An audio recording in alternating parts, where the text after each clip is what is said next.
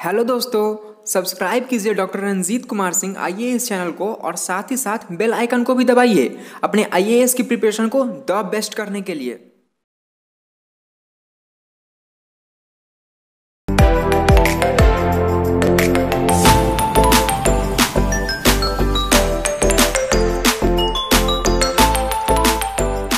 सभ्यता में कुछ सेक्शन हम लोगों ने देख लिया था और इसमें यह है कि आज से लगभग 4500 साल पहले, अबाउट 4500 ईयर्स एगो, लगभग 4500 साल पहले एक पूर्ण विकसित शहरी सभ्यता के साक्ष्य प्राप्त होते हैं। A complete urban civilization, a complete urban matured civilization was found. एक पूर्ण विकसित शहरी सभ्यता प्राप्त होती है। किस क्षेत्र में प्राप्त होती है? तो वह पश्चिमोत्तर भारतीय उपमहाद्वीप में प्राप्त होती है। पश्चिमोत्तर भारतीय उपमहाद्वीप में, ये जो फिगर में आप लोगों को याद होगा कि in this part Indus valley civilization जो है वो सिंधु घाटी सभ्यता जो है ये एरिया है, ये area triangular area in the western northern part of Indian सब कॉन्टिनेंट। भारतीय उपमहाद्वीप के पश्चिमोत्तर भाग में एक पूर्ण विकसित शहरी सभ्यता, complete matured urban civilization was found and that was called Indus valley civilization. उसे सिंधु घाटी सभ्यता कहा गया इनिशियली, आरंभ में। बाद में देखा गया कि सिंधु नदी और उसके आसपास के क्षेत्र से दूर दूर भी इसके स्थल पाए गए कि sites of Indus valley civilization were found far from the Indus River and its tributary rivers. Then Sir John Marshall told that, Sir John Marshall ने कहा कि इसका नाम हड़प्पा सभ्यता रखना अधिक उचित होगा। Harappan civilization will be the meaningful name, जो सार्थक नाम होगा वो हड़प्पा सभ्यता, क्योंकि सबसे पहले हड़प्पा स्थल की खुदाई से इस सभ्यता के बारे में जानकारी मिली। We came to know about the civilization after excavation of Harappan sites, so it was called Harappan civilization, इसीलिए इसको हड़प्पा सभ्यता कहा गया। क्लियर? देन हम लोगों ने क्या किया था, इस सभ्यता के बारे में बहुत सारे फैक्ट्स पढ़े थे। तो एट फर्स्ट हम लोगों ने देखा था, सर्वप्रथम हम लोगों ने देखा था कि इसका पॉलिटिकल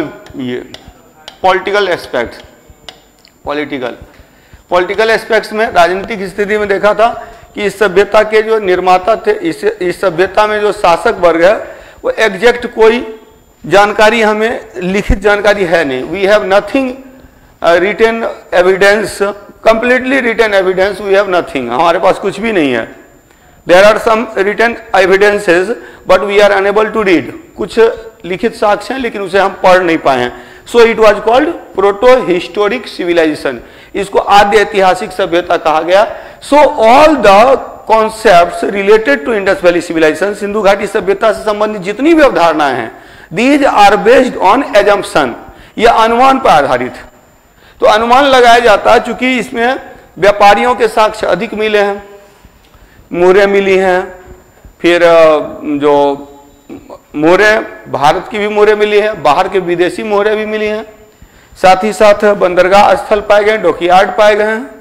तो on the basis of those evidences we come to know that most of the scholars accept that, ज्यादातर विद्वान मानते हैं कि it was the rule of traders and crafters, शिल्पियों और व्यापारियों का शासन था। तो पॉलिटिकल में यही किया था। हालांकि पिगट महोदय बोलते हैं कि पुरोहितों का शासन था। तो rule of the monk, rule of the priest accepted by Piggott के द्वारा स्वीकार किया गया। देन सेकेंड वन, दूसरी बात है कि कुछ लोग मानते हैं कि डेमोक्रेटिक भी था, कुछ लोग मानते हैं रिप्रेजेंटेटिव सिस्टम था, अलग अलग, लेकिन ओवरऑल माना जाता है कि इस सभ्यता के जो शासक वर्ग थे वो व्यापारी और शिल्पी थे। Crafters and traders were the ruler of this civilization. इसके बाद हम लोगों ने किया था सोशल एस्पेक्ट, सामाजिक परिप्रेक्ष्य में देखा था कि समाज में एग्जैक्ट, फिर again and again we will study that it is a proto historic civilization. हम लोग बार बार पढ़ते हैं कि यह आद्य ऐतिहासिक सभ्यता, यानी लिखित सामग्री को आज तक पढ़ा नहीं जा सका। तो सामाजिक विभाजन हम लोग किस प्रकार से देखते हैं, तो सबसे ज्यादा नारी की मूर्तियां मिली है, नारी की मूर्तियां मिली है, स्टेच्यू मिली है, मतलब कि जो टेराकोटा फिगरेंस, पक्की हुई मिट्टी की जो मूर्तियां मिली है, अधिकांश मूर्तियां मिली है, नारी की मूर्तियां मिली है। ऑन दैट बेसिस, उसी आधार पर हम लोग मानते हैं कि नारी मातृसत्तात्मक समाज था, मैटरनल सोसाइटी थी। ठीक है, मैटरनल सोसाइटी, समाज में 4 वर्ग थे, एक शासक था, फिर व्यापारी है, व्यापारी के बाद किसान और मजदूर हैं, और साथ ही साथ पढ़े लिखे वर्ग, विद्वान वर्ग हैं। ये सब एजम्पशन बेस्ड है, एग्जैक्ट हमारे पास जानकारी नहीं है। फिर हम लोगों ने क्या था, इकोनॉमिक किया था, आर्थिक किया था, इकोनॉमिक, और इकोनॉमिक में किया था कि base of the civilization was agriculture, इस सभ्यता का आधार भले कृषि है, but main occupation was trade and commerce. मुख्य व्यवसाय क्या था, वाणिज्य और व्यापार, वाणिज्य और व्यापार मुख्य व्यवसाय था। द मेन जो मुख्य व्यवसाय, main occupation was trade and commerce, मुख्य व्यवसाय वाणिज्य व्यापार था। हालांकि इसमें जो है व्यापार भी जो है, trade was in developed form, विकसित रूप में था। इंटरनल ट्रेडिंग भी हो रही है और फॉरेन ट्रेडिंग भी हो रही है, देशी व्यापार भी हो रहा है, विदेशी व्यापार भी हो रहा है। विदेशी व्यापार का पता किससे चलता है, जो चलता है मोहरें, फारस की मोहरें, मेसोपोटामिया की मोहरें, seals of the Mesopotamia and Persia were found here, यहां प्राप्त होते हैं। दूसरी बात है कि सम सीपोर्ट्स वेयर फाउंड, कुछ बंदरगाह स्थल प्राप्त होते हैं। Most important seaport were Sutkagendor and Lothal, Sutkagendor और लोथल 2 प्रमुख बंदरगाह हैं। इसके अलावा जो है सो अनेक प्रवास पाटन है, या फिर उधर बालाकोट है, अल्लादीनो है, तो ढेर सारे बंदरगाह स्थल है, लेकिन 2 इंपॉर्टेंट है, जिसमें मैंने बताया था कि Lothal was a tidal port, Lothal जो था ज्वारीय बंदरगाह था, और वर्षा के सीजन में बंद हो जाता था, तो सालों भर जो खुला रहता था वो सुतका-गेंडोर वाला, सुतका-गेंडोर यहां था। इसी मैंने बताया था सबसे पश्चिमी स्थल। ये टोटल एरिया कितना है, तो टोटल एरिया था 12,99,600 वर्ग kilometre, kilometre square total area था। नॉर्थ टू साउथ, उत्तर से दक्षिण 1100 किलोमीटर, पूरब से पश्चिम 1600 किलोमीटर, 1600 किलोमीटर। इसके बाद नॉर्दर्न मोस्ट पार्ट मांडा, सबसे उत्तर में मांडा था। यहाँ दैमाबाद साउदर्न मोस्ट, दैमाबाद, आलमगीरपुर और हुलास, आलमगीरपुर या हुलास था सबसे ईस्टर्न मोस्ट, और सुतका-गेंडोर वाज द वेस्टर्न मोस्ट, सुतका-गेंडोर सबसे दक्षिणी पश्चिमी स्थल था। तो ये इसका इकोनॉमिक एस्पेक्ट है। इसके बाद हम लोगों ने कल्चरल एस्पेक्ट भी दिखा था, कल्चरल और रिलीजियस, धार्मिक। रिलीजियस में हम लोगों ने देखा था कि जो इंपॉर्टेंट पवित्र पशु है वो क्या था, कुबर वाला सांड, एक श्रृंगी पशु, यूनिकॉर्न था, और हम्प्ड बुल। फिर पवित्र पक्षी है बत्तख, डक है जो सेक्रेड, सेक्रेड बर्ड। फिर हम लोगों ने किया था पवित्र वृक्ष किया था, पीपल और बबूल, पीपल और बबूल किए थे ना। हाँ, ये सब नहीं किया था, अच्छा लिपि तक किया था, अच्छा अच्छा ओके, तो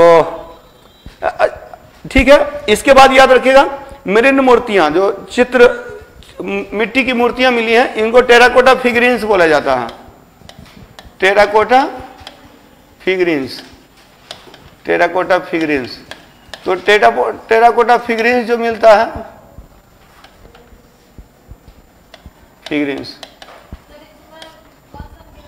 क्या, टेराकोटा फिगरीन्स का मतलब हुआ ना मिट्टी की मूर्तियां, क्या मोहरे, मोहरे जो है मोहरे तो नहीं, एग्जैक्ट मुद्रा नहीं मिलता है, मोहर को ही मुद्रा बोला जाता है, कुछ लोग मुद्रा मानते हैं, यहां से मुद्रा के साक्ष्य नहीं मिलते हैं। और जो मोहरे मिलती हैं वो मोहरे बनी हुई थी किसकी, सेलखड़ी की बनी होती थी। सबसे ज्यादा मोहरे मिलती है मोहनजोदड़ो से, और सबसे ज्यादा लिखित जो होता है ना स्क्रिप्टेड, इंस्क्रिप्शन बेस्ड, ये हड़प्पा लिखा दिया था, लिखवा दिया है। लास्ट क्लास आपने नहीं किया है, आपने नहीं किया, जिन लोगों ने किया वो कर ली है, ठीक है, उसको रिवीजन में देख लिया जाएगा, फिर नेक्स्ट जो बैचेज शुरू होंगे, नेक्स्ट क्लासेस शुरू होंगे तो उसमें कर लीजिएगा। और अभी फिलहाल जो है जहां हम लोग हैं वहीं से स्टार्ट कीजिए। लेट आप आए हैं, क्लास पहले से शुरू है, ठीक है। तो कहां तक हम लोगों ने किया था? मृण्मय मूर्तियां। अच्छा, सिंधु घाटी सभ्यता की जानकारी का एक प्रमुख स्रोत लिख दीजिएगा। सिंधु घाटी सभ्यता की जानकारी का एक प्रमुख स्रोत, an important source of information of Indus valley civilisation. Sindhu घाटी सभ्यता की जानकारी का एक प्रमुख स्रोत मृण्मय मूर्तियां हैं। An important source of information of Indus valley civilisation is terracotta figurines. Terracotta figurines, मृण्मय मूर्तियां all over the part of Indus valley civilisation it were found. तो ये दीज वेर फाउंड, तो ये जो प्राप्त होते हैं वो सभी जगह से प्राप्त होते हैं, संपूर्ण सिंधु घाटी क्षेत्र से प्राप्त होते हैं। इंपॉर्टेंट लिखिएगा, इंपॉर्टेंट टेराकोटा फिगरिन्स वेयर, प्रमुख मृण्मय मूर्तियां थीं। फिगर बना लीजिए मृण्मय मूर्तियां करके, पाशुपति शिव, इंग्लिश में भी पाशुपति शिव लिख सकते हैं, पाशुपति शिव, पाशुपति शिव। ये यूनिकॉर्न है, यूनिकॉर्न एनिमल। ये हम्प्ड बुल, हम्प्ड बुल, कुबर वाला सांड। ह्यूमन टेराकोटा फिगरिन्स, टेराकोटा फिगरिन्स, जो ह्यूमन टेराकोटा फिगरिन्स हैं ये सॉलिड है, सॉलिड है। और जो एनिमल टेराकोटा फिगरिन्स हैं, एनिमल टेराकोटा फिगरिन्स हैं, टेराकोटा फिगरिन्स ये हॉलो है, हॉलो मतलब खोखला है, हॉलो है, खोखला है। मतलब जैसे आप बचपन में ये होता था ना गुल्लक, पैसा जमा करने वाला, सिक्का रखने वाला, जो जानवर वगैरह का ही रहता है उसमें, तो वो जनरली क्या होता है, खोखला होता था। और जो मृण्मय मूर्तियां मानव के होते थे, स्त्री पुरुष के होते थे, तो मैन वीमेन के जो होते थे ना टेराकोटा फिगरिन्स वो सॉलिड होते थे, लेकिन एनिमल के होते थे तो वो खोखला होते थे। क्लियर? तो we come to know about this civilisation by terracotta figurines. मृण्मय मूर्तियों से इस सभ्यता के बारे में हमें जानकारी मिलती है। और ढेर सारी मृण्मय मूर्तियां हैं जिनमें प्रमुख है, इंपॉर्टेंट आर पाशुपति शिव, पाशुपति शिव एक श्रृंगी पशु है, यूनिकॉर्न है, यूनिकॉर्न एनिमल है। इसके बाद कुबर वाला सांड है, हम्प्ड बुल है। मानव की मृण्मय मूर्तियां ठोस हैं, सॉलिड हैं, और पशु की मृण्मय मूर्तियां खोखली हैं, खोखली हैं। We come to know about this civilization, हम लोग इस सभ्यता के बारे में इनसे पता, और यही ये सब मेन सोर्स है, इसे देख देख करके अनुमान लगाया गया है। मतलब कुछ भी लिखित साक्ष्य नहीं है, सब एजम्पशन बेस्ड है।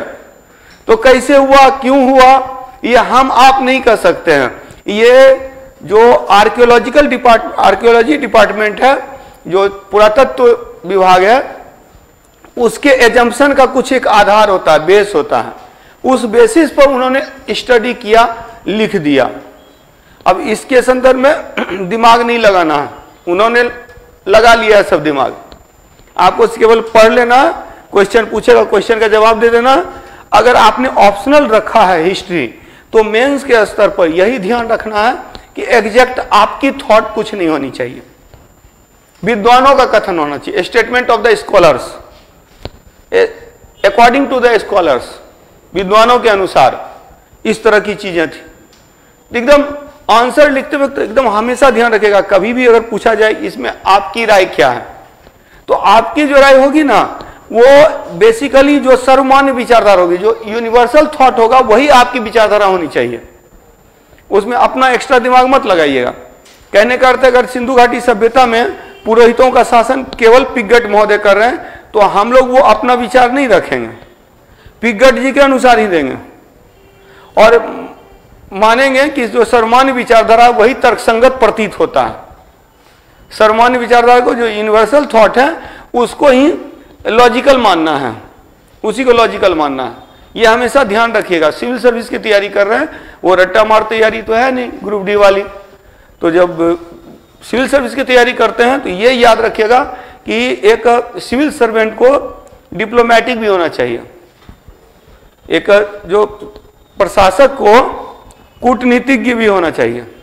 कूटनीतिज्ञ का मतलब ये कुछ लोग निगेटिव सेंस में लेते हैं, लेकिन निगेटिव नहीं है, पॉजिटिव ये है कि कहने का अर्थ है कि बोला जाता है कि एक बड़ा अच्छा प्रेमचंद की ये का साहित्य का एक चरित्र है जिसमें एक स्टेटमेंट है कि जब किसी के पैर के तले अपनी गर्दन दबी हुई हो तो उस पैर को सहलाने में ही फायदा है। स्वाभाविक सी बात है। तो उस कंडीशन में आपका ईगो या आपका इमोशन वो आपके काम नहीं आएगा, तो वहाँ ज़्यादा बेहतरीन है कि आप डिप्लोमेटिक रूप से काम कर सकें। अब जैसे मान ले रहे हैं कहीं पर दंगा फसाद है तो आप अपने से डिसीजन लीजिएगा तो वहाँ पर कहीं ना कहीं आप पक्षपातपूर्ण हो जाइएगा। अगर दो अलग अलग रिलीजन के लोग हैं तो आपकी जो आपका जो झुकाव है किसी न किसी एक के प्रति जाएगा, और एक के प्रति जाएगा तो स्वाभाविक बात है दूसरे के पॉइंट ऑफ व्यू से आप गलत हो जाइएगा। तो इस पॉइंट ऑफ व्यू से आपको बीच का रास्ता निकालना होगा। तो वही है, इसीलिए बहुत सारे थॉट्स हैं इंडस वैली सिविलाइजेशन के संदर्भ में, ये आप लोगों ने लिख लिया ना। तो इतने मृण मूर्तियां प्राप्त होती हैं। नेक्स्ट आगे चलते हैं, इसका धर्म देखते हैं। तो लिखिएगा, हेडिंग दीजिएगा religion of Indus valley civilisation, Sindhu घाटी सभ्यता में धर्म। Religion in Indus valley civilisation, Sindhu घाटी सभ्यता में धर्म। धर्म तो जस्ट लाइक ऋग्वैदिक पीरियड, जैसा कि हम लोग आगे भी पढ़ेंगे कि ये दे वर इनिशियल पीपुल, ये लोग आरंभिक मानव हैं। तो इनिशियली क्या होता है पता है? इनिशियली जो बोला जाता है ना, भक्ति की उत्पत्ति किससे होती है? मतलब डिवोशन जो होता है, डिवोशन दो ही चीज से होता है, ये याद रखिए। एक तो आवश्यकता से, दूसरा डर से। भय और आवश्यकता ही भक्ति को जन्म देता है। समझ रहे हैं? किसी को बोलते प्रणाम भैया, डर लगता है तो आप, या नहीं तो वो आपका खाना पूर्ति कर रहे हैं, माता पिता जी जो भी हैं, मतलब रेस्पेक्ट, वो आपकी आवश्यकता की पूर्ति करते हैं। पैसा नहीं मिलता तो देखिए ना, कुछ लोग को देखते होंगे अड़ोस पड़ोस में ना, बाबूजी को भी गाली दे देते हैं, नहीं मिलता है तो आवश्यकता की पूर्ति नहीं होती है। ज़्यादा भाई बंधु हैं, अगर ज़्यादा भाई बहन है और उसमें जो है सो हर की आवश्यकता की पूर्ति नहीं हो सकती है, तो कुछ लोग देखिएगा अगेंस्ट पेरेंट्स हो जाते हैं। तो और वही देखिएगा, उसी की आवश्यकता की जो पूर्ति करता है उसकी जी हजूरी करता है। वो एक जगह से और दूसरे जगह जी हजूरी करता है। तो कहने का अर्थ है कि भक्ति की जो आरंभिक स्थिति है, हम धूप में नहीं रह पाएंगे तो सूर्य की पूजा करने लगे, वर्षा में नहीं रह पाएंगे तो इंद्र की पूजा करने लगे। वो सिंबॉलिक रूप में वर्षा को का देवता इंद्र को मान लिया। तो इनिशियली जो होता है ना, जो डिवोशन होता है, भक्ति होती है, it is originated from the fear and the need. पेड़ पौधों से भोजन मिल रहा है तो पेड़ पौधों की पूजा कर रहे हैं। तो स्टार्ट में जो मानव थे वो नेचर वर्शिप का कॉन्सेप्ट से जुड़े हुए थे, प्रकृति पूजा। तो वो चीजें यहां भी दिखती हैं कि they were nature worship people. ये जो थे प्रकृति पूजक लोग थे, प्रकृति पूजा का कॉन्सेप्ट था। तो रिलीजन का एक पक्ष क्या है? नेचर वर्शिप, प्रकृति पूजा। सेकेंड है कि इस सभ्यता में ढेर सारी नारी की मूर्तियां मिली हैं, तो मदर गॉडेस का कॉन्सेप्ट आ गया, मातृ देवी का कॉन्सेप्ट आ गया। और एक जगह से मैंने बताया था, कहां से? मोहनजोदारो से एक मोहर मिली है ना, ये मोहर दिखाया भी था, जिसके कि बाएं और जो है हाथी और गेंडा है, नहीं हाथी और बाघ है, और दाएं साइड जो है वो बाघ और, हाँ दाएं साइड बाघ और, अच्छा दाएं साइड बाघ और हाथी है, और बाएं साइड गेंडा और भैंसा है। क्लियर? इस साइड में जो है हाथी और बाघ है दाएं साइड में, अब बाएं साइड में क्या है? गेंडा और भैंसा है। तो मैंने ऐसे याद रखा कि बाएं साइड बाघ नहीं है, अब बाघ के साथ हाथी है, सींग वाला दोनों एक साथ, सींग वाला गेंडा भी भैंसा भी, दोनों के पास सींग है, दोनों एक साथ, सींग वाला एक साथ तो बिना सींग वाला एक साथ, तो बाघ के साथ में हाथी है और बायां बाघ नहीं है, तो बाघ कहाँ है? दायां में, दायां में बाघ है तो हाथी भी दायां में ही होगा, तो बायां में रीजनिंग कर लिए, याद रहेगा। और नीचे में हिरन है, 2 हिरन, चारों ओर पशु है, बीच में योगी की मुद्रा में बैठा हुआ, तो पशु का पति हो गया, पशुपति हो गया, पशुपति शिव की पूजा का। They gave honour to Pashupati Shiva, ये पूछा हुआ क्वेश्चन है। They gave honour to Pashupati Shiva, वे पशुपति शिव को सम्मान करते थे। अकॉर्डिंग टू मार्शल के अनुसार Pashupati Shiva was called initial Shiva, आद्य शिव बाय मार्शल। अच्छा, पुरुष की तुलना में महिला मूर्तियां अधिक मिली हैं। More terracotta figurines, more women terracotta figurines than men terracotta figurines. पुरुष मृण मूर्तियों की तुलना में स्त्री मृण मूर्तियां अधिक हैं, जिससे पता चलता है, जिसके कारण से मदर गॉडेस का कॉन्सेप्ट को स्वीकार किया गया, मातृ देवी की पूजा को। अच्छा, प्रकृति पूजक थे। स्वास्तिक चिन्ह का सबसे पहले प्रयोग इन्होंने ही किया था। स्वास्तिक चिन्ह का सबसे पहले प्रयोग इंडस वैली सिविलाइजेशन में हुआ था। स्वास्तिक चिन्ह ये किसकी? सूर्य की पूजा का प्रतीक है, सूर्य की पूजा का प्रतीक है। सेक्रेड ट्री है, पवित्र वृक्ष है, पीपल और बबूल। सेक्रेड बर्ड है, डक, बत्तख। और सेक्रेड पशु, पवित्र पशु कौन है? पवित्र पशु यूनिकॉर्न, एक श्रृंगी पशु, unicorn animal and humped bull, कुबर वाला सांड। क्लियर? इतना पॉइंट आप लोग के दिमाग में रहना चाहिए कि धर्म से रिलेटेड 3 पक्ष है। There are 3 aspects related to religion. लिख लिया, बना लिया? धर्म से संबंधित 3 पक्ष है। फर्स्ट है नेचर वर्शिप, प्रकृति पूजक। सेकंड है मदर गॉडेस, मातृ देवी। और थर्ड है पशुपति शिव, यानी कि ये पशुपति शिव का कॉन्सेप्ट। क्लियर? नेचर वर्शिप पे याद रखिएगा, ये प्रकृति की पूजा कर रहे हैं, ये सूर्य की पूजा कर रहे हैं। स्वास्तिक चिन्ह का सबसे पहले प्रयोग सिंधु वासियों ने किया। Swastika mark was used by Indus people at first. सबसे पहले सिंधु घाटी सभ्यता के लोगों ने ही स्वास्तिक चिन्ह का प्रयोग किया। एकदम एक ही चीज को दिमाग में डाल लेना, मटेरियल में तो है ही, है ना?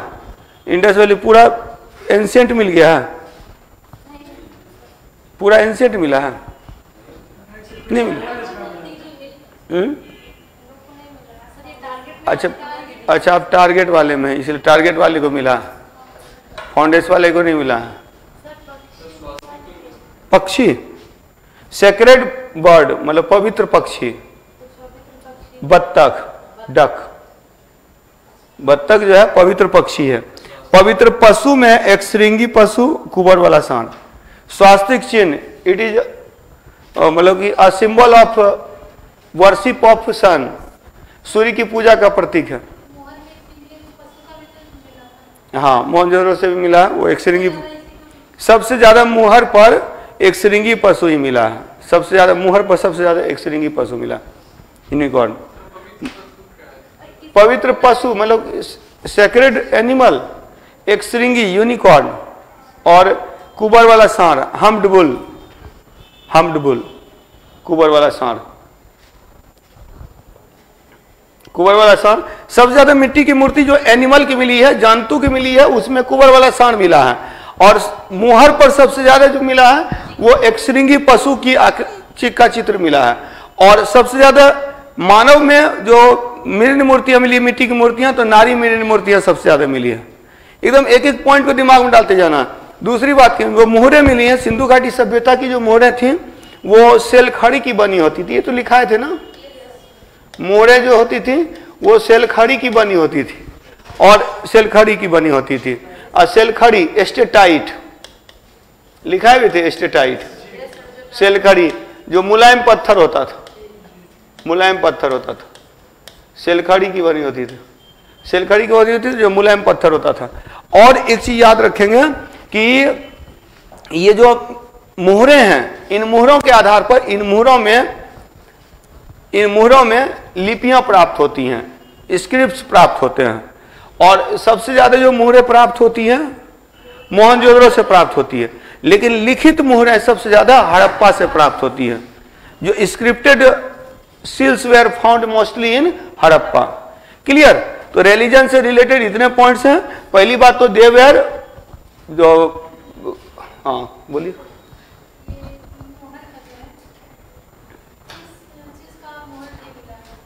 किस चीज का मुहर नहीं मिला?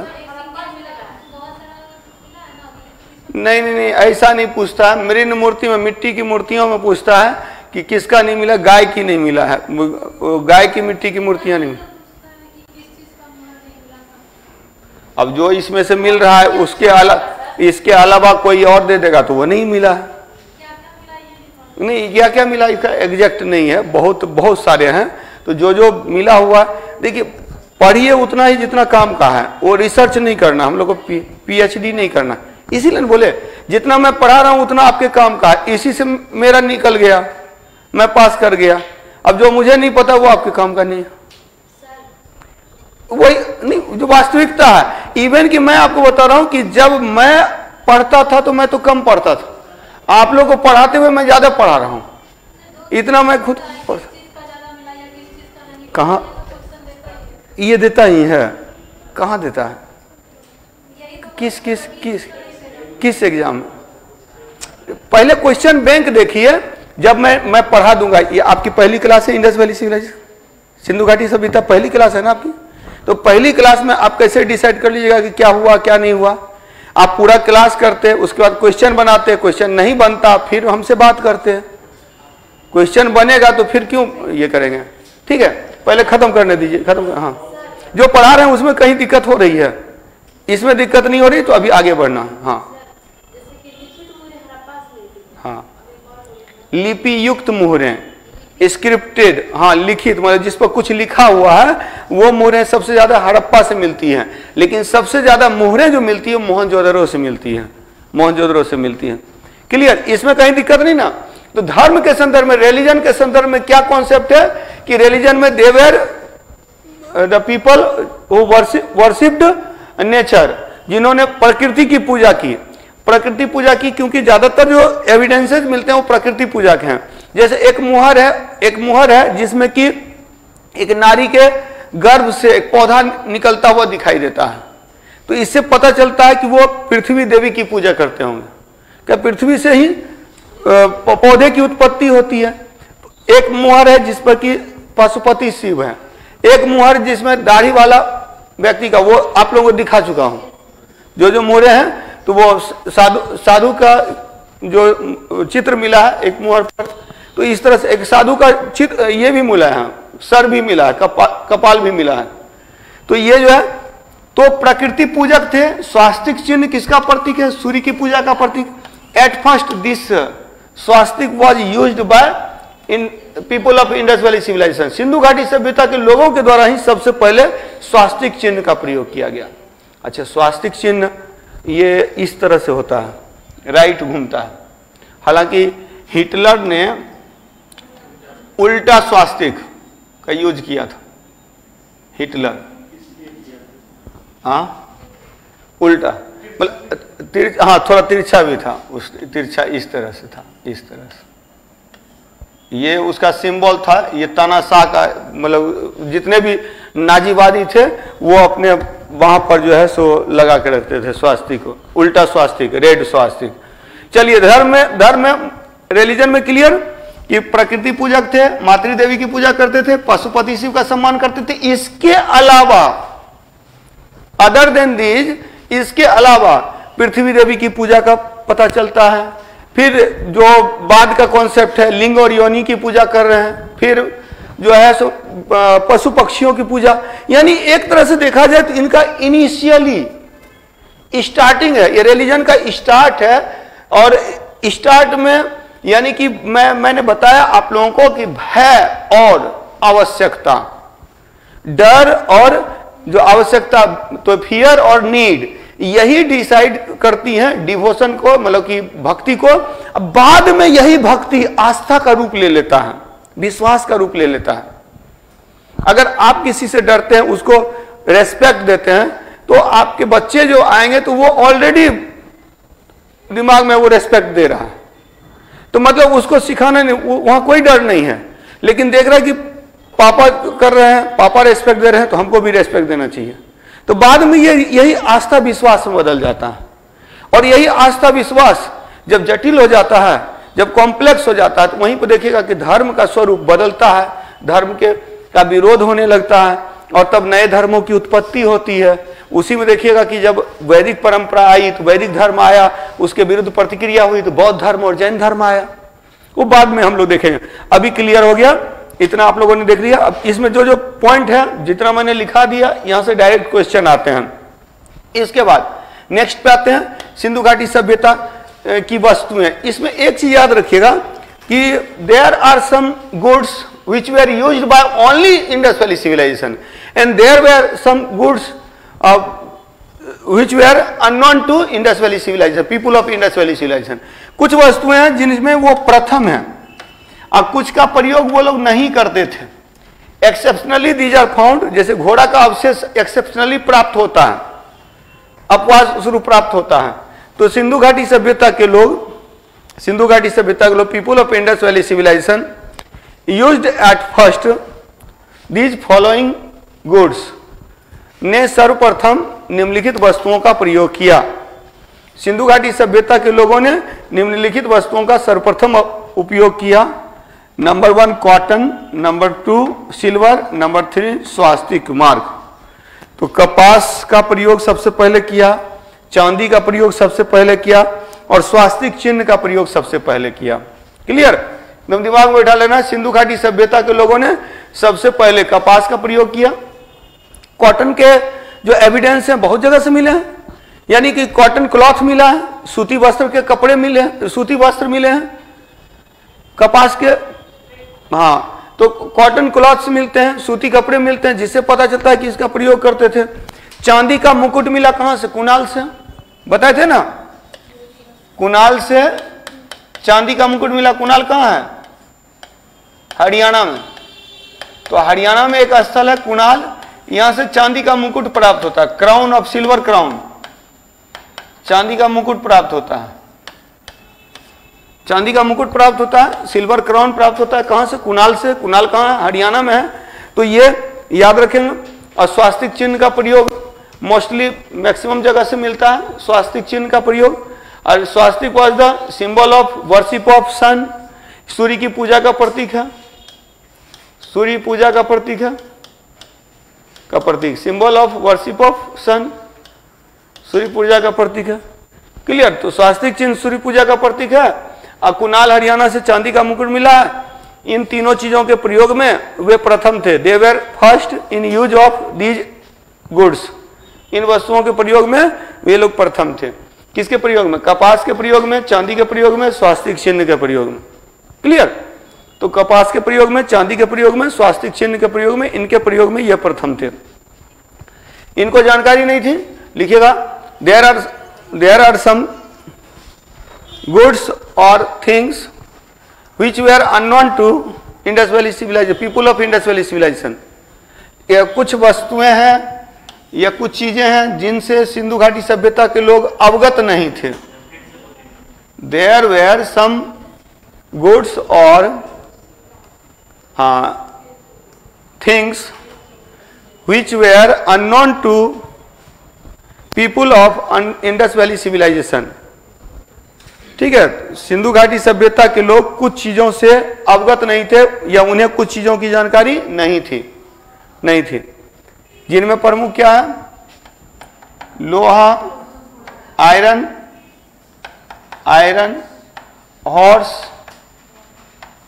Horse and third one ragi.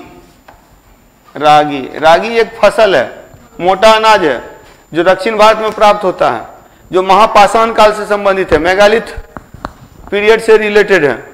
Iron, हाँ एक्सेप्शनली घोड़ा, लेकिन घोड़ा का कुछ अपवाद है। हाँ, there are some places from where we have some evidences of horse. हमारे पास कुछ घोड़े के साक्ष्य प्राप्त होते हैं, जैसे घोड़े के दांत मिले हैं राणा गुंडई में, बताया था ना, Rana Ghundai a place in Sindh, Sindh region. Sindh में एक जगह है राणा गुंडई, राणा गुंडई, राणा गुंडई से घोड़े के दांत मिले हैं, घोड़े के दांत मिले हैं। राणा गुंडई से घोड़े के दांत मिले हैं, राणा गुंडई से घोड़े के दांत मिले हैं। घोड़े की अस्थियां मिली हैं सुरकोटरा से, सुरकोटरा से, सुरकोटरा, घोड़े की अस्थियां। हालांकि घोड़े के कुछ हड्डियां मोहनजोदड़ो से भी प्राप्त होता है, लेकिन मेनली ये दो जगह है जहां से घोड़े से संबंधित अवशेष मिले हैं, हॉर्स के एविडेंसेस मिले हैं, हॉर्स के रिमेनिंग्स मिले हैं, फॉसिल्स मिले हैं। राणा गुंडई, सुरकोटरा। सुरकोटरा कहाँ है? गुजरात में है। सुरकोटरा कहाँ है? ये गुजरात में है, गुजरात में, कच्छ के रण में। और राणा गुंडई कहाँ है? सिंध में है, सिंध पाकिस्तान में, सिंध पाकिस्तान में। गुजरात में सुरकोटरा, सुरकोटरा से घोड़े की अस्थियां प्राप्त होती हैं, घोड़े की अस्थियां प्राप्त होती हैं। क्लियर? तो ये याद रखेंगे, लेकिन जनरली ये अननोन थे। मूवी भी आप लोगों ने मोहनजोदड़ो देखा होगा, वो घोड़ा को देख करके ऋतिक रोशन जो है वो क्या बोलता है, वो बोलता है क्या ये कौन सा जानवर है, वही ना, जानवर नहीं जानवर बोलता है। तो कौन सा जानवर है, तो वही बताता है कि ये घोड़ा है, अरब वाले लेकर आए हैं इसको बेचने के लिए हम, यानी कि फारस वाले ना, फारस वाले, यानी कि विदेश व्यापार होता था, विदेश व्यापार का साक्ष्य। अब जब इंडस वैली सिविलाइजेशन पूरा पढ़ लेंगे तब वो मूवी देखेंगे तो और समझ में आएगा। और मूवी के फ्लॉप करने का सबसे बड़ा रीजन यही था, जो इतिहास नहीं जानते हैं तो उनको मजा नहीं आया होगा, और जो इतिहास जानते हैं, इतिहास पढ़ रखा है, जिन्होंने सिंधु घाटी सभ्यता पढ़ रखा है, उनको मूवी देखने में मजा आया। मोहनजोदड़ो। क्लियर? चलिए आगे बढ़ा जाए। वस्तु के बाद अब देखिए, द सिविलाइजेशन, मतलब यह सभ्यता which was in mature condition, जो मैच्योर अवस्था में थी 2350 के आसपास, इसका डिक्लाइन हो जाता है 1750 के बीसी में। 1750 बीसी के बाद, तो लिखिएगा, एक पॉइंट लिखिएगा, 1750 ईसा पूर्व के बाद, आफ्टर द 1750 बीसी, 1750 ईसा पूर्व के बाद, आफ्टर 1750 बीसी, सिंधु घाटी सभ्यता का पतन हो गया। It was the decline of Indus valley civilisation. Sindhu घाटी सभ्यता का पतन हो गया। It was decline of Indus valley civilization. किंतु यह किसी सभ्यता का पतन नहीं था। जो मैं लिखा रहा हूं पहले लिख लीजिए, फिर उतारिएगा। 1750 ईसा पूर्व के बाद, आफ्टर 1750 बीसी, सिंधु घाटी सभ्यता का पतन हो गया। It was decline of Indus valley civilization, but it was not the decline of civilization. किंतु यह किसी सभ्यता का पतन नहीं था, किंतु यह किसी सभ्यता का पतन नहीं था, but it was not the decline of civilization. It was a decline of its urban phase. It was the decline of urban phase. यह सभ्यता के शहरी चरण का पतन था, किंतु यह सभ्यता का पतन नहीं था, बल्कि इसके शहरी चरण का पतन था, बल्कि इसके शहरी चरण का पतन था। Not the decline of civilization, it was the decline of its urban phase. Urban phase, इसके शहरी चरण का पतन हो गया, शहर समाप्त हो गए। यानी जहां जहां शहर था, जैसे मेन शहर ये एरिया में, तो यहां शहर नहीं है, अब 1750 बाद शहर नहीं है, लेकिन गांव ढेर सारे इसके आसपास बन गए। तो इसका मतलब सभ्यता का पतन नहीं हुआ, सभ्यता के शहरी चरण का एक चरण का अंत हो गया। अब ग्रामीण संस्कृति आ गई, जिसको उत्तर हड़प्पा संस्कृति बोलते हैं, जिसको उत्तर हड़प्पा संस्कृति बोलते हैं। तो नेक्स्ट पॉइंट लिखिए हड़प्पा सभ्यता के बाद, after the decline of Indus valley civilisation, Sindhu घाटी सभ्यता, हड़प्पा सभ्यता के बाद अनेक उत्तर हड़प्पा संस्कृतियां प्राप्त होती हैं, अनेक उत्तर हड़प्पा संस्कृतियां प्राप्त होती हैं। After decline of Indus valley civilization many post Harappan cultures were found, many post Harappan cultures were, सिंधु घाटी सभ्यता के पतन के बाद, नहीं, हड़प्पा सभ्यता के बाद अनेक उत्तर हड़प्पा संस्कृतियां प्राप्त होती हैं, अनेक उत्तर हड़प्पा संस्कृतियां प्राप्त होती हैं। Many post Harappan cultures were found, clear, बहुत सारी उत्तर हड़प्पा संस्कृतियां प्राप्त होती है। क्या मतलब है? मतलब कि उसमें शहरी लक्षण नहीं है। In which urban characteristics were not found, in which urban characteristics were not found, in which urban characteristics were not found, जिसमें शहरी लक्षण प्राप्त नहीं होते हैं, जिसमें शहरी लक्षण प्राप्त नहीं होते हैं, जिसमें शहरी लक्षण प्राप्त नहीं होते हैं। ठीक है, तो ये पहले समझ लीजिए, फिर लिखना है। समझना यह है कि सिंधु घाटी सभ्यता का पतन किसी सभ्यता का पतन नहीं था, बल्कि इसके शहरीकरण का पतन था। और शहर खत्म होने के अलग अलग कारण थे, शहर खत्म होने के अलग अलग कारण थे। जैसे कि मोहनजोदड़ो में बाढ़ आता था, जैसे कि जो बाह्य आक्रमण, जो ये कश्मीर वाला जो एरिया है, मांडा के नीचे वाला पंजाब, उत्तरी पंजाब वाला एरिया है, उधर कुछ साक्ष्य मिला है बाह्य आक्रमण का। या कोल्डी हवा वगैरह में देखिएगा सराय नहर आया वहां से, तो नहीं, वो तो बाद की चीजें हैं। मतलब यहां बाह्य आक्रमण, जैसे कि हड़प्पा, जैसे वैदिक काल के लोग पुरंदर, इंद्र को पुरंदर कहते थे, पुरों का नाश करने वाला। पुर कौन था? पुर मतलब बिल्डिंग, भवन। भवन वैदिक काल के पहले था। तो उसके आधार पर व्हीलर महोदय ने क्या किया, लिखा है कि बाह्य आक्रमण से सिंधु घाटी सभ्यता का पतन हो गया। जलवायु परिवर्तन कहां हुआ?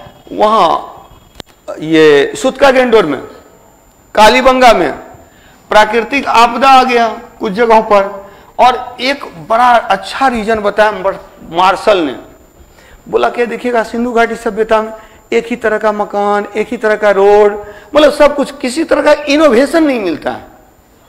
अब डेली दाल चावल खाते खाते मन उब जाता है। कितना भी टेस्टी बना हुआ, दूसरे लोग आएंगे, नए लोग आएंगे, बोले कितना अच्छा खाना बना हुआ, लेकिन आपको अच्छा ही नहीं लगेगा, क्योंकि डेली वही बन रहा था एक सप्ताह से। तो मतलब ये प्रशासनिक शिथिलता, ये बोलते हैं प्रशासन में एक ही काम करते करते लोग ऊब गए थे, और यही कारण है शहर छोड़ के जाके गांव में बस गए। इसीलिए ग्रामीण संस्कृति प्राप्त होती है। पोस्ट हड़प्पन जो कल्चर है वो ग्रामीण रूरल कल्चर प्राप्त होता है। ये अपना अपना थॉट है, ये मार्शल का थॉट है। तो सबसे पहला थॉट क्या है? बाढ़, फ्लड। तो हम लोग यहां क्या कर रहे हैं कि शहर का पतन, सभ्यता का पतन नहीं, decline of township, decline of township, township, township, ठीक है, not decline, not decline of civilization. पहली बात तो यही कि सभ्यता का पतन नहीं है, बल्कि शहर का पतन है। A reason for decline, reason of decline, पतन के कारण क्या क्या है? फर्स्ट वन फ्लड, बाढ़, मार्शल, मैके लिखिएगा इसको, मैके, और राव, रंगनाथ राव। मार्शल, मैके और राव, ये एक्सटर्नल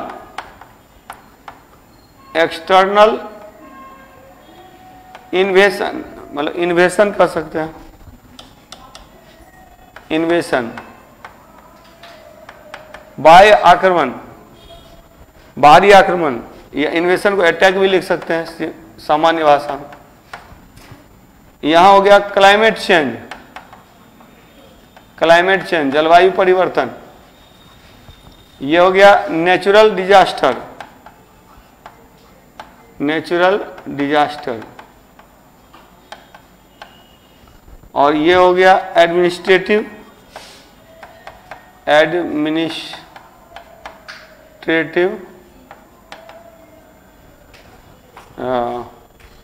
शिथिलता, क्या बोलेंगे, लेजीनेस कर सकते, लेजीनेस नहीं, यहाँ टर्म होगा ना कि रुक जाना। हाँ एडमिनिस्ट्रेटिव जो, हाँ लेजीनेस भी कर सकते हैं, शिथिल पड़ गया था सब चीजें। और who were the scholars who accepted these reasons, बार को माना है मार्शल मैके, राव ने, व्हीलर, पिगट, फिगर नहीं, पिगट, और चाइल्ड, हाँ फिगर भी है, ठीक है क्लियर। हाँ और उसके बाद जलवायु परिवर्तन है ऑरेल स्टाइन, अमलानंद घोष। देखिए ऑरेल स्टाइन कहाँ के लिए, सुतका गेंडोर के लिए, अमलानंद घोष कहाँ के लिए, तो कालीबंगा के लिए। क्लियर। प्राकृतिक आपदा है नेचुरल डिजास्टर, KUR कैनेडी। और एक कारण बताया गया प्रशासनिक शिथिलता किसके द्वारा, मार्शल के द्वारा, एडमिनिस्ट्रेटिव लेजीनेस। तो दीज वेर द रीजन, लिख लिया। तो सिंधु घाटी सभ्यता का पतन किसी सभ्यता का पतन नहीं था, बल्कि इसके शहरीकरण का पतन था। इसका मतलब क्या है, मतलब यह है कि सभ्यता के बाद भी कुछ संस्कृतियां प्राप्त होती हैं, और ये संस्कृतियां उत्तर हड़प्पा संस्कृति हैं, जिनको क्या बोलते हैं, या उप सिंधु संस्कृतियां भी बोला जाता है। सब हड़प्पन कल्चर बोला जाता है, पोस्ट हड़प्पन कल्चर। एक प्री हड़प्पन था हड़प्पा के पहले, एक पोस्ट हड़प्पन है हड़प्पा के बाद, वो भी ग्रामीण और ये भी ग्रामीण, बीच में सिर्फ शहर है। और स्पेशली देखिएगा कि जो विकसित शहर थे वो 2350 से 1750 के बीच, जिसको कि C14 कार्बन 14 पद्धति से जिसको कि एक्सेप्ट किया गया। अदरवाइज जो मैंने बताया था कि टाइम पीरियड कितना से कितना है, 2500 1750। सिंधु घाटी सभ्यता का पतन हो गया, और पतन के अलग अलग विद्वानों ने अलग अलग कारण बताए। किसी एक रीजन में कोई एक कारण है, सभी रीजन में एक कारण नहीं है, लेकिन एक कारण है जो सभी जगह है, वो है decline of trade and commerce. Actually शहर क्या है, शहर बाजार है। जब वाणिज्य व्यापार का विकास होता है, after the development of trade and commerce, वाणिज्य व्यापार का विकास होता है तो शहर बनते हैं, टाउनशिप आर कंस्ट्रक्टेड, तो शहरों का निर्माण होता है। और जब सब वाणिज्य व्यापार का पतन होता है, after the decline of trade and commerce, क्या होता है, शहर का पतन हो जाता है। तब तो ग्रामीण संस्कृतियां गांव बनने लगते हैं। तो जो यूनिवर्सल थॉट है वो वही है। सर्वमान्य विचारधारा क्या है, तो सर्वमान्य विचारधारा है कि सिंधु घाटी सभ्यता का के पतन का कारण, तो लिख लीजिएगा एक पॉइंट, पहले वो लिख लीजिएगा फिर इसको लिखना है। लिखिएगा सर्वमान्य विचारधारा है कि it is universal truth, universal thought that, सर्वमान्य विचारधारा है कि it is universal thought that सिंधु घाटी सभ्यता के पतन का कारण, the reason for decline of Indus valley civilisation, Sindhu घाटी सभ्यता के पतन का कारण वाणिज्य व्यापार का पतन है। It was the decline of trade and commerce, वाणिज्य व्यापार का पतन, वाणिज्य व्यापार का पतन, decline of trade and commerce, वाणिज्य व्यापार का पतन। हिंदी या इंग्लिश, हिंदी में लिखिएगा, क्या लिखे, सर्वमान्य विचारधारा है कि सिंधु घाटी सभ्यता का पतन इसके व्यापार वाणिज्य का पतन था। नहीं, सिंधु घाटी सभ्यता के पतन का कारण वाणिज्य व्यापार का पतन था। क्लियर? ट्रेड एंड कॉमर्स, वाणिज्य व्यापार का पतन। नेक्स्ट लिखिएगा, सिंधु घाटी सभ्यता के बाद after Indus valley civilisation, Sindhu घाटी सभ्यता के बाद अनेक उप सिंधु संस्कृतियां प्राप्त होती हैं।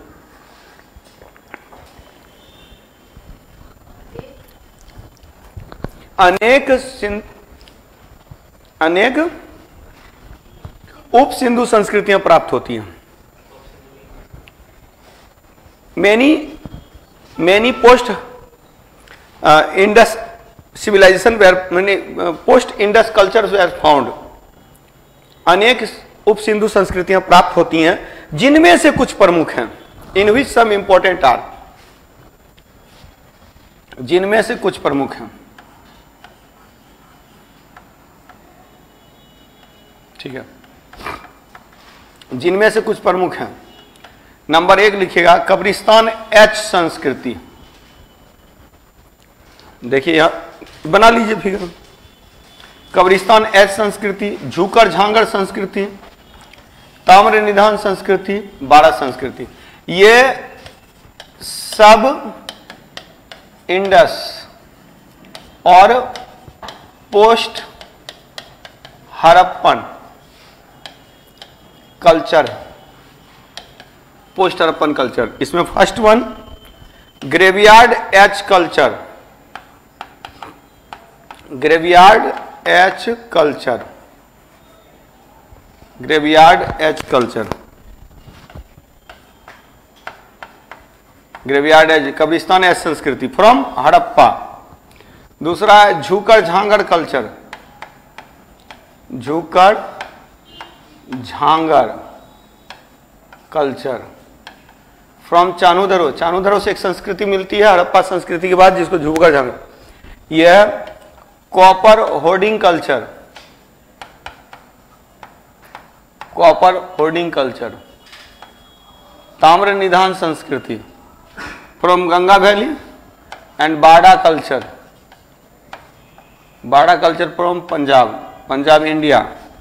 It was Harappa Punjab Pakistan, Indian region में बाड़ा कल्चर। तो these way are the post Harappan culture.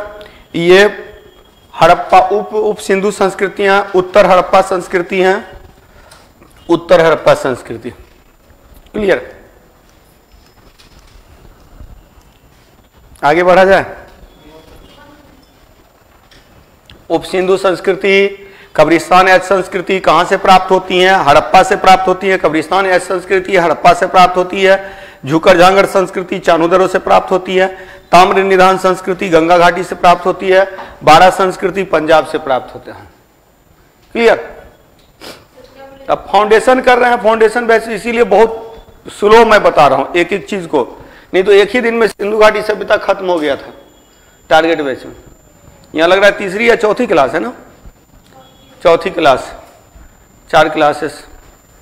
अब इसी में देखिए, और इसके अलावा मैं अच्छा आप लोगों ने बुक भी पूछा था, तो RS शर्मा, राम शरण शर्मा की किताब जो है एंशिएंट इंडिया के लिए, ये ओल्ड NCERT है, पुरानी NCERT है। RS शर्मा की, राम शरण शर्मा की बेस्ट बुक है, बहुत अच्छी किताब।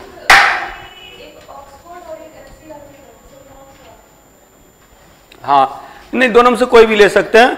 अब NCERT लीजिएगा सस्ता पड़ेगा, पुरानी NCERT जो है, काहे कि वो उसका ओरिजिनल प्रिंट नहीं मिलता है, वो जो है सो मतलब कि पायरेटेड बुक है। पायरेटेड समझते हैं? जब किसी बुक की छपाई दोबारा नकली छपाई होती है, मतलब NCERT नहीं करती है, कोई और करके डाल दिए मार्केट में, तो वो है। लेकिन मुझे लगता है कि देखिए ऑक्सफोर्ड और इनकी जो RS शर्मा की जो ओरिजिनल बुक, मतलब अपनी जो इनकी किताब है, जिसको कि वो उन्होंने संशोधित करके निकाला है, तो वो ऑक्सफोर्ड वाली है। तो कोई भी बुक लीजिए, कोई दिक्कत नहीं है, सेम चीज है। कुछ चीजें उसमें एक्स्ट्रा दी गई हैं, लेकिन वही चार्जेस जो होते हैं वो डबल ट्रिपल फोर्थ ज्यादा हो जाते हैं। तो मैं ओल्ड NCERT ही प्रीफर करता हूं, जिसमें आपको सुविधा हो, जो अवेलेबल हो जाए आप। नहीं, पुरानी वाली एनसीईआरटी मिलती है, ये सब जगह मिलती है। जहाँ भी जाइएगा सिविल सर्विस की तैयारी करने वाले जो भी हैं, इधर बीपीएससी ऑफिस के पास में जो है वो छोटू बुक है, उनके पास मिलता है। फिर आप ये रमना रोड में अरुण जी हैं स्टूडेंट बुक वाले, तो उनके पास मिलता है। हाँ, रमना रोड में वो, हाँ, तो रमना रोड में अगर उनके पास किताब नहीं होगी तो उधर नहीं मिलेगा। इधर बीपीएससी ऑफिस में वहाँ नहीं मिलेगा तो आपको कहीं नहीं मिलेगा। मतलब नहीं तो उनके पास जाइए ना। हाँ, रमना रोड में जहाँ लास्ट होता है ना पटना यूनिवर्सिटी के सामने में, वहीं पर स्टूडेंट बुक है, तो वहाँ पर जो है सो और सबसे बड़ी बात है आजकल तो ऑनलाइन अमेजन पर मिलता है, तो सब जगह मिल रहा है। देखिए पता नहीं क्यों एक्सक्यूज जो देते हैं ना, तो मुझे थोड़ा सा गुस्सा आता है वैसे लोगों पर। एक्सक्यूज मत दीजिए, एक्सक्यूज दीजिएगा। देखिए हर चीज का निगेटिव और पॉजिटिव दोनों है, जहां चाह वहां राह। अगर आपने सोच लिया है ना तो एक बार जान लीजिए वो मिल ही जाएगा। लेकिन कहीं ना कहीं अब ये ढूंढिएगा, क्योंकि मुझे नहीं लग रहा है कि किसी स्टूडेंट को दिक्कत होती है। अब दिक्कत हो रही है यानी कि आप आपस में कंसल्ट कीजिए, आपस में बात कीजिए, मिल जाएगा। चलिए क्लास के स्तर पर ये उप सिंधु संस्कृतियां, सिंधु घाटी सभ्यता के पतन के बाद क्या हुआ कि अनेक ग्रामीण संस्कृति, ये सब ग्रामीण संस्कृति है इनका, और यही सब जो प्राप्त होते हैं इसके बाद क्या होता है कि भारत में एक नई संस्कृति की जानकारी मिलती है, एक नई संस्कृति का जन्म होता है, और वो है वैदिक संस्कृति, वैदिक काल। क्लियर? तो नेक्स्ट जो सेशन हम लोग करेंगे वो क्या करेंगे, वैदिक पीरियड, वैदिक काल। तो वैदिक काल हम लोगों को स्टार्ट करना है, लेकिन वैदिक काल पे जाने से पहले एक पूरी तरह से अपने दिमाग में बैठा लीजिए कि एक सभ्यता थी, कौन सी, सिंधु घाटी सभ्यता। सिंधु घाटी सभ्यता का विकास कैसे हुआ ये समझेंगे। थोड़ा सा हम लोग इस पे एक थोड़ी सी स्टडी कर लेते हैं कि मैंने अभी बताया था आप लोगों को कि ये जो इंडस वैली सिविलाइजेशन का विकास हुआ ये कैसे हुआ। सबसे पहले मानव की उत्पत्ति होती है, ओरिजिन ऑफ ह्यूमन बीइंग। जब मानव की उत्पत्ति होती है तो मानव ने सबसे पहले पत्थर के उपकरणों का प्रयोग किया, तो वो आ गया पाषाण काल। और इसी पाषाण काल में, पत्थर के उपयोग के काल में जब खेती होने लगी तो नव पाषाण हुआ। लेकिन खेती ने लोगों को अस्थायी जीवन दिया, इससे गांव बने। फिर जब खा पी कर बचने लगा, खा पी के बचने लगा तो गैर कृषि कार्य होने लगे, नॉन एग्रीकल्चर वर्क होने लगा। अब गैर कृषि कार्य होने लगा तो सामान बनने लगे, वस्तुओं का निर्माण होने लगा। तब वस्तु का आदान प्रदान हुआ, बार्टर सिस्टम हुआ, वस्तु विनिमय, और उसी से हाट प्रणाली का विकास हुआ, बाजार बने। और यही बाजार जब अस्थायी बाजार हो गए तो यही शहर हुए, और भारत के पहले शहर सिंधु घाटी सभ्यता के शहर थे। भारत के पहले शहर सिंधु घाटी सभ्यता के शहर थे। लेकिन इस शहर का अपना डेवलपमेंट था, अपना डिक्लाइन था। डेट मीन्स की नेक्स्ट सिविलाइजेशन, अगली जो सभ्यता जो भारत में शुरू होती है उसका इंडस वैली सिविलाइजेशन से डायरेक्ट कोई कनेक्शन नहीं है। डेट मीन्स की वो सेपरेट अपना डेवलपमेंट है, वो इंडस वैली सिविलाइजेशन का डेवलपमेंट नहीं है। ये डिक्लाइन हो गया और उसके बाद आर्य भारत आते हैं। आर्यों ने एक संस्कृति की नींव रखी और उस संस्कृति की जानकारी का स्रोत वेद और उन पर आधारित ग्रंथ है, इसीलिए उसको वैदिक काल कहते हैं। We come to know about that civilization, यानी कि वैदिक civilization. We come to know about Aryans, हम लोग आर्यों के बारे में जानते हैं from the Vedas and its related books. तो हम लोग वेद और उनसे संबंधित ग्रंथों से आर्यों के बारे में जानते हैं। The culture which was established by Aryans, आर्यों के द्वारा जिस संस्कृति को स्थापित की गई उसके बारे में जानते हैं। इसीलिए इस संस्कृति को क्या कहा जाता है, वैदिक संस्कृति कहा जाता है। दैट वाज कॉल्ड वैदिक कल्चर। तो वैदिक कल्चर के बारे में पढ़ेंगे। क्या किया जाए, कंटिन्यू किया जाए कि नेक्स्ट क्लास में? नेक्स्ट करते हैं और पिछला वो क्वेश्चन का डिस्कशन करवा देते हैं, वो ज्यादा जरूरी है। वो क्वेश्चन डिस्कस हो जाएगा ना तो एक बार स्टोन एज फिर से दिमाग में आ जाएगा। अब फिर इंडस वैली सिविलाइजेशन पर नेक्स्ट क्लास में प्रैक्टिस हो जाएगी। 50 क्वेश्चन की प्रैक्टिस यहां से भी हो जाएगी। क्लियर? हाँ क्या? हाँ हाँ, सबसे पहले फॉरेन इन्वेशन जो है, पहला बाहरी आक्रमण जो बोला जाता है ना, वो आर्यों का आक्रमण ही था। आर्यन केम इन इंडिया, आर्य भारत आए तो वो पहले आक्रमणकारी थे। और पहला शहर था इंडस वैली सिविलाइजेशन, सिंधु घाटी सभ्यता पहला शहर था। क्लियर? इंग्लिश में क्वेश्चंस मैं करता हूं, एक सिस्टम मैंने सीख लिया तो उसको मैं कर दूंगा। अभी इतना ही रखते हैं यहाँ।